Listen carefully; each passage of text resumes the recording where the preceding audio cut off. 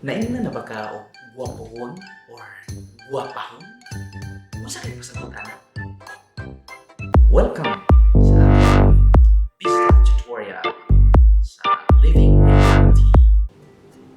O karon ang atong hisgutan mo kini usahay maka-dungog ta og Gwapohon or Gwapahon. Masa kayo pasabot anak ingnan ka Gwapohon or Gwapahon? Sa atong mga BisDak natay gamayng lesson po pareho sa English kani suffix kani atong idungag sa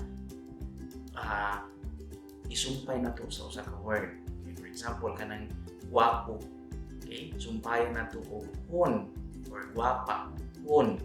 Ana ang pasabot ana kung ato na siyang dungagan og hon kana siya sa Bisaya nga istorya ang kanang may Gwapohon, meaning dili kaayo gwapo, or Gwapahon, meaning pura na dili kaayo gwapa.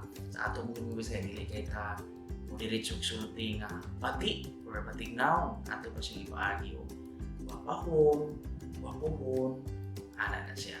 So naapatay daghang mga lessons, inawat nga subscribe mo sa atong channel, maminaw ta atong i-share. Daghang salamat mga Gwapohon o Gwapahon.